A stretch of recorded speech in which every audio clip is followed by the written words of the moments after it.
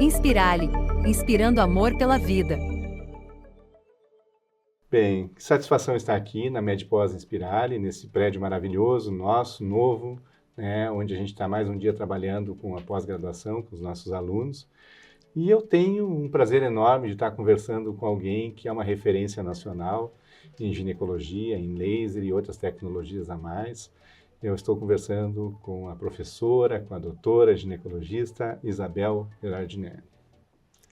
Boa tarde, doutora Isabel. Como é que nós podemos abordar essa vasta imensidão desse seu currículo, desse seu conhecimento? Boa tarde. Muito feliz por estar aqui presente, né? Fazer parte desse corpo docente, né? Na Medpós, aqui no prédio da Inspiralis. Como você falou, lindíssimo prédio, né? Novíssimo, lindo.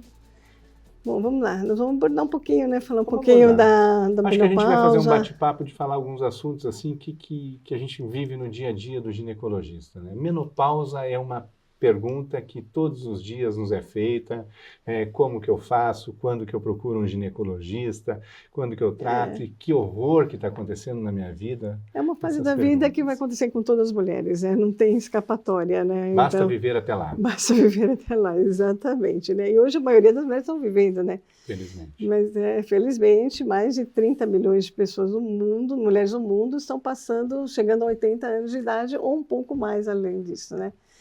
Então, assim, antigamente a expectativa de vida das mulheres era 62 anos, né? Hoje já está com quase 82 anos, então tem uma diferença de 20 a quase 30 anos, né? E esse período, que torna-se tão longo, precisa ser melhor abordado, melhor estudado, né? Melhor trabalhado para essas mulheres terem uma qualidade de vida ideal, né? Importante, tanto para a fase de saúde como na fase profissional, porque elas estão em auge de atividade hoje em dia, né? Então, antigamente, a mulher aposentava com 50 anos, hoje não está aposentando com 70, né? Porque talvez está aumentando a idade de aposentadoria. Então, esse respaldo a gente tem que dar, a gente tem que estudar mais, a gente tem que se interagir mais, né? Nós, como médicos, vamos se interagindo sempre. Você coloca uma situação bem interessante da faixa etária que a gente está vivendo, 80 anos, expectativa de vida, né? E isso é um ponto de vista muito importante para a gente olhar com muito respeito, com muito carinho para uma mulher no período de menopausa. Porque Exatamente. Quanto tempo ela vai passar na menopausa? Ela vai passar, acho que quase 30 anos, né? Mais quase o mesmo tempo da menarque dela, né? Exatamente. Né? Se ela não pensar na menarque que começa aos 12, aos 15 anos, se você começa a menopausa 50, 52, hoje é um pouquinho tarde, né? As pacientes estão começando um pouquinho mais 54, 55 anos. Dá quase o mesmo período, né? Meio a meio da expectativa de vida, quando ela menstruou e quando ela entrou na menopausa. Então, assim, é uma fase que a gente tem que tratar como a gente se tratava com carinho até ela se tornar antes da menopausa, né? Até antes da menopausa. Doutora Isabel, uma questão muito importante que muito se fala hoje em dia, né?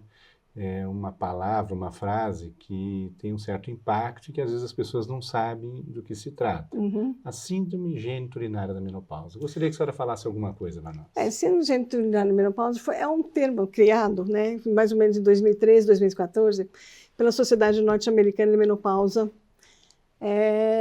O que incomodava os médicos e os cientistas daquela época, né, o pessoal ligado à literatura, inclusive a população feminina, antigamente essa patologia da falta de estrogênio é chamada de atrofia ou vulvite atrófica. Então, uma atrofia, para uma paciente que está com 50 anos, entrando na menopausa, em pleno auge da cronície, você fala assim, ela está atrófica. É pejorativo. Então, é uma coisa negativa para a paciente, né? Dá um aspecto negativo. Então, tanto a comunidade científica, a comunidade médica, como a própria população, não queria mais usar esse termo. Então, tentaram se criar um termo que se chama síndrome gênito-urinária menopausal. Esse termo também não é o mais ideal ainda, né? Porque síndrome quer dizer é um conjunto de sinais e sintomas. E, na verdade, a síndrome gênito-urinária menopausal só tem 2 sintomas e 2 sintomatologias, 2 sinais, né?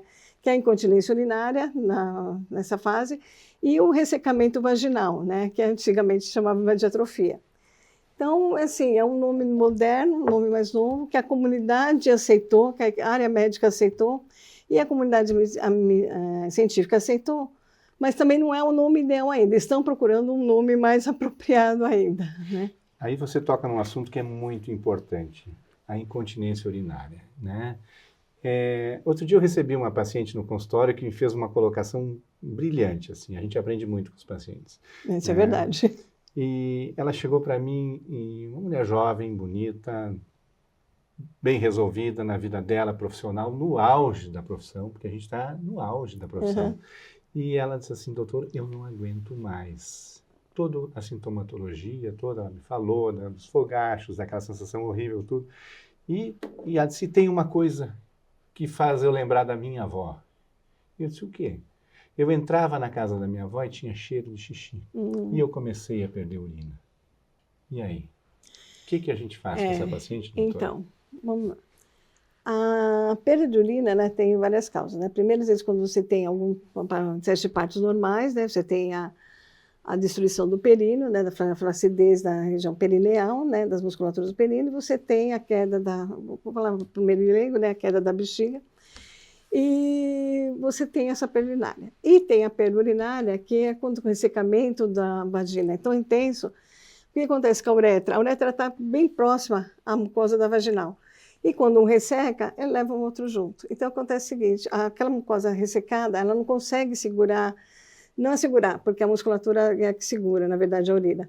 Mas ela vai descendo, a uretra vai ficando tão ressecada que vai escorrendo urina por ali e ela vai tendo aqueles pingamentos de urina. Então, essa aí é a incontinência senil, né?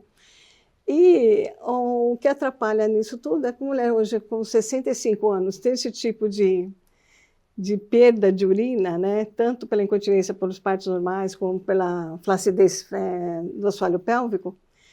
Então, isso incomoda, vai começar a usar um pouquinho de absorvente, protetor íntimo. E é uma mulher que às vezes está no auge da carreira e tem esse sintoma, né? Deu aquela risadinha mais forçada. Deu aquela risadinha mais forte, escapa, né? E hoje a gente sabe que algumas cirurgias, né, que fazia-se antigamente, hoje não são mais indicadas, né? Esse assunto é interessante, assim, há muito questionamento quando elas perdem urina. Eu vou lhe interrompendo, doutor. Não pode interromper. Há muito questionamento assim, eu comecei a perder urina, eu tenho que operar? Então, aí depende como está o assoalho pélvico dela, né? Existe uma avaliação, né, que a gente faz uma avaliação, e se vai para algum tipo de cirurgia ou não, ou a colocação de uma tela, né? Existe uma tela suspensória, né, que segura, tá, esse assoalho pélvico, onde diminui.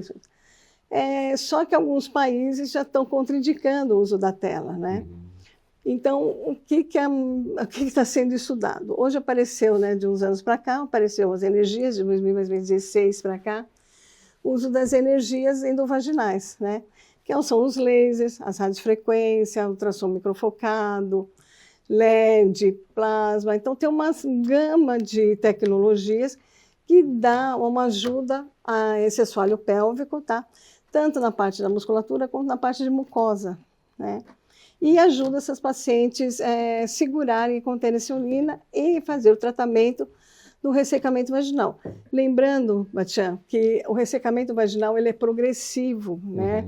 Os fogachos, quando a mulher tem a perda do estrogênio, ele é passageiro. Tem umas mulheres que duram 2 meses, tem mulher que dura alguns anos, 4, 5 anos no máximo, não passa disso. Mas o ressecamento não. Quando ele começa a ser progressivo. Se você não faz alguma coisa para tratar, então você trazer um ressecamento intenso de volta à normalidade é muito mais difícil. Então, bom, às vezes fazer um tratamento logo na perimenopausa ou na própria início da menopausa. Não necessariamente energia, porque o padrão ouro ainda é considerado os cremes vaginais, principalmente os cremes à base de hormônios, né? Em segunda linha, os cremes à base de água ou ácido hialurônico, que também são bons, mas o que diferencia das energias, né? Esses cremes, você só tem efeito enquanto você usa, né? A partir do momento que parou de usar, ele perde o efeito, né?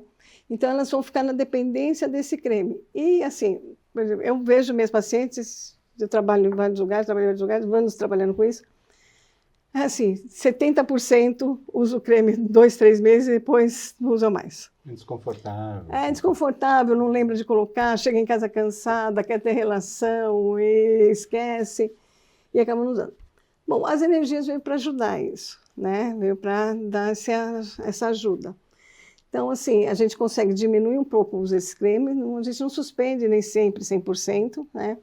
mas a gente consegue dar um espaçamento maior nos desses cremes e a gente consegue uma reestrutura de colágeno, pelo menos para segurar esses pacientes, e de 6 meses a 1 ano, até repetir uma outra sessão. Né? Essas energias, interessante de ser colocadas, assim, eu gostaria que a senhora falasse um pouco mais sobre um laser de CO2, sobre o Aerial, outras tecnologias, assim, como elas funcionam, de quanto em quanto tempo, quando é que a paciente deve procurar para fazer? Então, quanto mais próximo, mais cedo você fizer, né, na hora que você está sentindo algum ressecamento já, ou ela está sentindo que ela tem aquele gotejamento de urina, né, está tendo um pouquinho de dor para ter relação, pode-se usar. Tem mulheres que sentem um ressecamento já na perimenopausa, porque o estrogênio está assim, ó, ele está oscilando.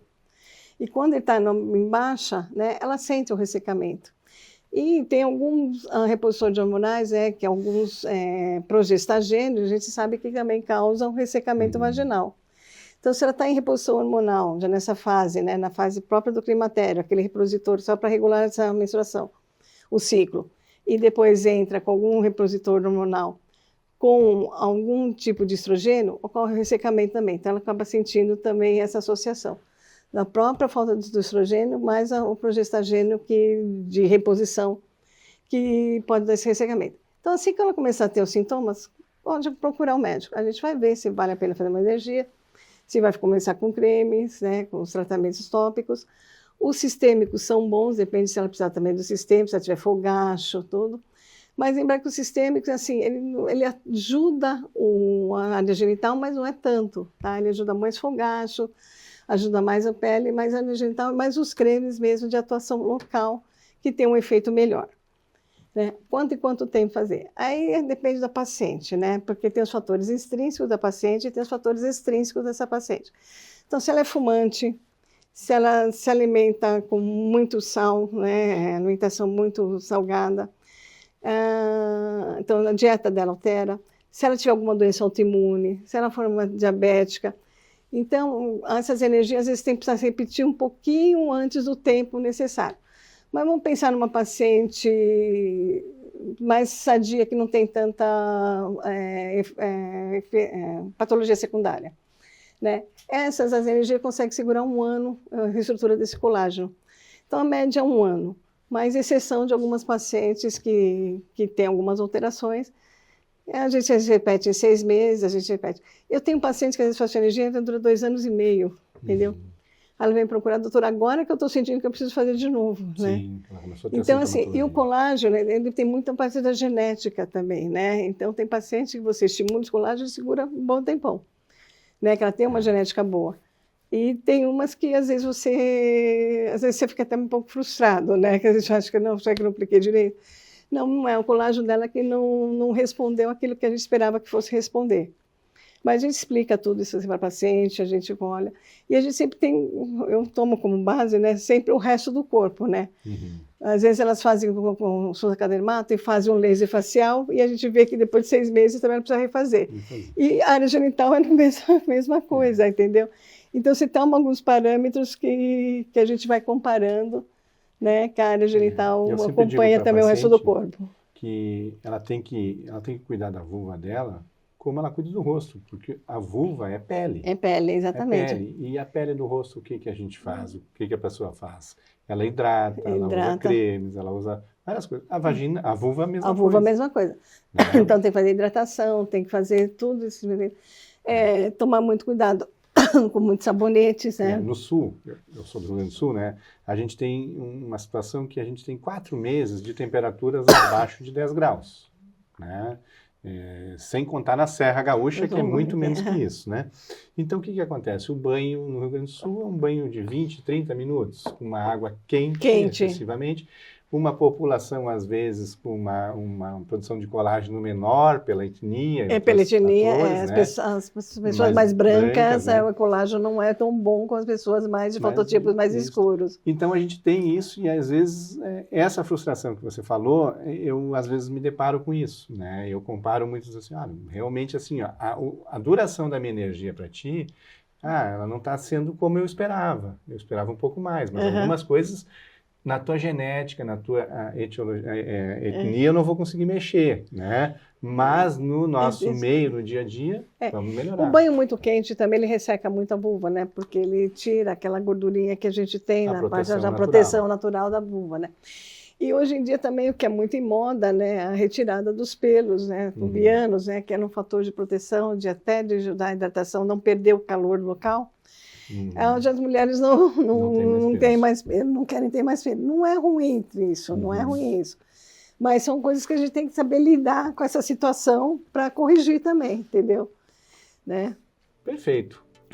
Eu conversei com a doutora Isabel Gradinelli, essa ginecologista que eu tenho muito orgulho de conhecer e de poder conviver com essa qualidade de trabalho dela, que eu cresço muito com ela no meu dia a dia, e uma satisfação muito grande, e nos traz esse conhecimento para nós, junto ao nosso corpo clínico da Medpós Inspirali, e essa satisfação de tê-la aqui conosco nesse dia, nessa aula maravilhosa, nesse prédio que está aqui esperando os alunos. Maravilhoso, ficou muito bom o prédio. Muito obrigado, doutora Isabel. Obrigada a você.